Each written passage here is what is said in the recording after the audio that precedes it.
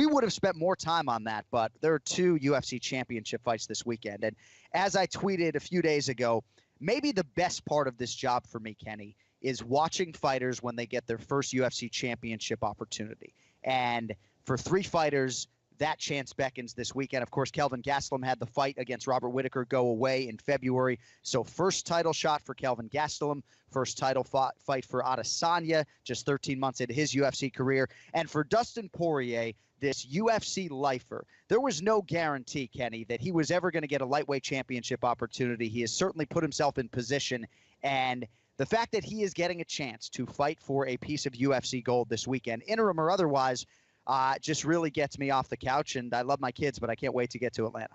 There's so much to love about this fight in general. There's so much intrigue around this fight. I've been going back and forth on who I thought or who I think is going to win this fight.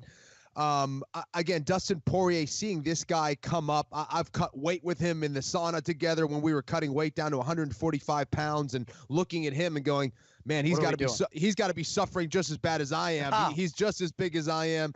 He's younger, of course, so it's a little bit easier, but man, he was a big 45er, which is Max Holloway's weight class, of course, and now having the opportunity to fight at 155 pounds, dealing with all the ups and downs that he's dealt with through his career, I feel like he has come full circle, man, and it's great to see that. A lot of people look at that and go, well, you know, he was a guy never able to do it at 45, never able to do it yet at 55. It's his persistence and his dedication to martial arts that has allowed him to be in this situation right now. I think he's as good as he's ever been. He has been evolving and improving, both mentally, physically, spiritually, but the same can be said for Max Holloway, the 145-pound champion, a guy who has looked pretty invincible at that weight class, will go down perhaps as the best featherweight of all time. He has defeated who was the best featherweight of all time, in my opinion, in Jose Aldo, twice by finish. He is sharp. He is smooth. He is confident. He is also improving and evolving as a fighter. This just might be his weight class at 155 pounds now moving forward. I am fascinated by this fight, man. I can't wait to break it down with you. So Max Holloway has won 13 consecutive fights in the UFC. And unreal. There aren't a lot of double-digit winning streaks in UFC history. It began January 4th, 2014. I'll run through his opponents very quickly. Will Choate, Andre Fili, Clay Collard, Akira Corisani, Cole Miller, Cub Swanson, Charles Oliveira, Jeremy Stevens, Ricardo Lamas, Anthony Pettis, Jose Aldo ×2, Brian Ortega, future Hall of Famer, moving up, trying to become a 2-division champion this weekend. He's a 2-1 favorite to do so. I agree with you. I think he's going to do his best work, 155 pounds. I think this featherweight run that he is on currently is going to be something historically that is very difficult to top, even though there are only a handful of championship defenses thus far for Max Holloway. But for Dustin Poirier, right, if Tony Ferguson signs on the dotted line and takes this fight at UFC 236, then you're looking at another 18 months for Dustin Poirier potentially to get his first UFC championship opportunity. And all the while, he's going to have to beat another 1 or 2 of the best 155-pounders in the world. So when you get this opportunity, even though it may not be on the perfect timeline, I think if you're Israel Adesanya, maybe you would have liked a little bit more time for this Kelvin Gastelum fight after just fighting Anderson Silva back in February.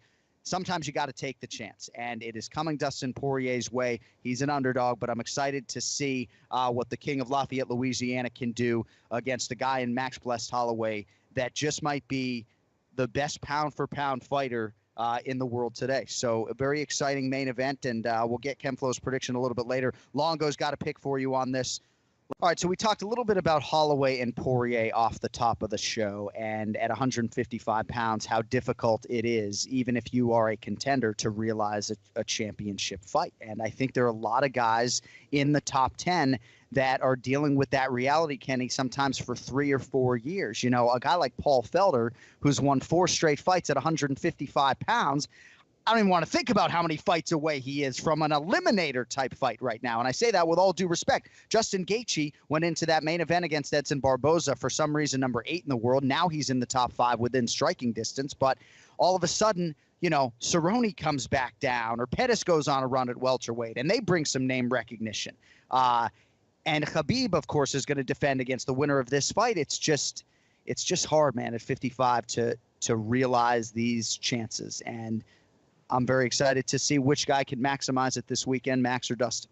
Yeah, without a doubt, man. I mean, listen, this is a sport that is also entertainment, right? So it's a business, and the way that these matches are being put together obviously aren't being based solely on rankings.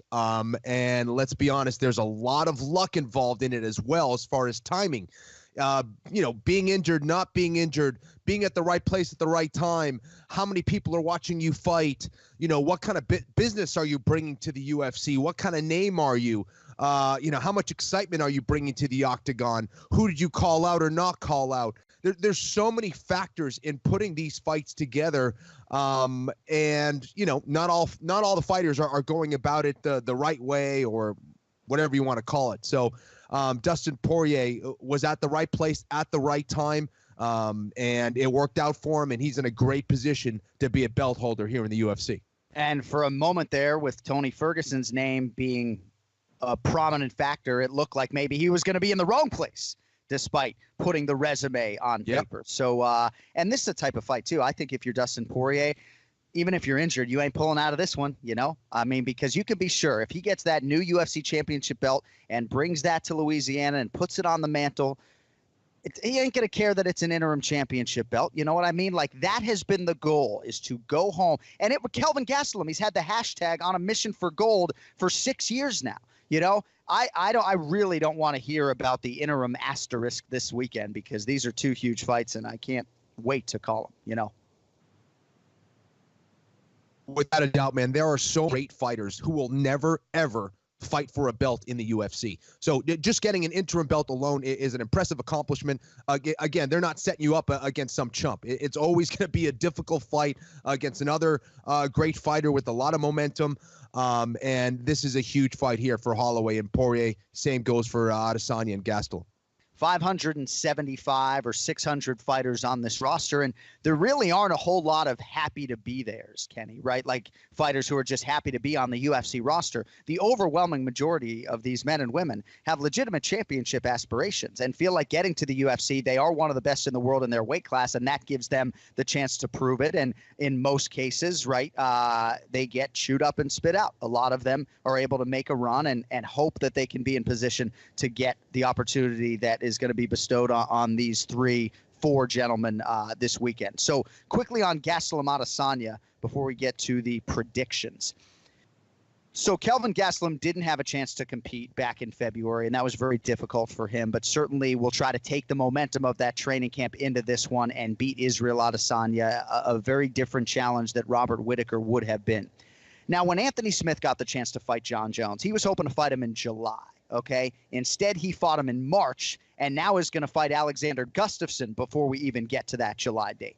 I mentioned earlier for Adesanya, and again, this is really just speculation. We'll talk to him on Thursday, that maybe it isn't the ideal timeline for his first UFC title fight. What do you make of that circumstance in terms of this fight? The fact that it's a very quick turn back into a championship training camp for Adesanya, and for Gastelum just dealing with the mental hurdle that was not competing back in Australia in February. Well, I think there's two conflicting things at play here with Adesanya's turnaround here. You look at his career, he has been extremely active. He's had a lot of success being extremely active and having these quick turnarounds in the UFC. If I'm not mistaken, John, I believe he has been the most active UFC fighter, or certainly one of the most active UFC fighters in the last couple years. Yeah, he would have to be. I mean, He debuted February 11, 2018. He's 13 months in, 5-0. Yeah, and it served him well. I mean, you look at it, he's undefeated, some impressive performances. Here's the other conflicting thing at play for me. He's fighting a very different guy in Kelvin Gastelum. You can argue Derek Brunson, hey, that was a wrestler. That's a guy who can take you down. Derek Brunson, to me, while he was a little bit of a threat for sure with his takedown game, seemed so scared when he went out there to fight Adesanya. He seemed intimidated. I don't know if he had an injury heading into that, whatever it was. Right. It seemed like he didn't fully want to be there against Adesanya, and Adesanya was able to make quick work of him because of that.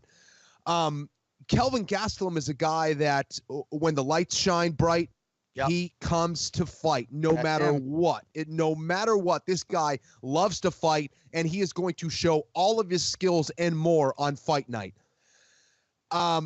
His takedowns are going to be more of a threat than Brunson's are, in my opinion. Why? Because he's also not afraid to get in the pocket and be right in that distance to either hit you or take you down. And he's a high-pressure fighter as well. And to make matters worse, has a tremendous chin on him. So for me, I would like to see Adesanya have more time to really drill his wrestling, to get his takedown and distance management and play a little bit more because it is a quick turnaround. So, yeah. Gastelum has great offensive wrestling, and a lot of people think maybe in opportune times he'll lean on it more in this fight than in past UFC fights. 85% takedown defense for Israel Adesanya. Of course, this isn't Rob Wilkinson shooting a double leg takedown. This is Kelvin Gastelum. But it's going to be very interesting. You know, the measurables are pretty scary, right? 6'4" versus 5'9". 8.5 inches in reach flow, 80 inches versus 71.5 for Kelvin Gastelum. But I also thought the 40-cent line move was very interesting, and I think indicative of the fact that Kelvin Gastelum, among other things, great mixed martial artist, well-rounded in every area, but absolutely a big game player, right? Like the get up off your couch fighter with no training camp, he's in my top 5 every day of the week. You know, give me one fighter to win a pro MMA fight with no training camp, give me Kelvin Gastelum.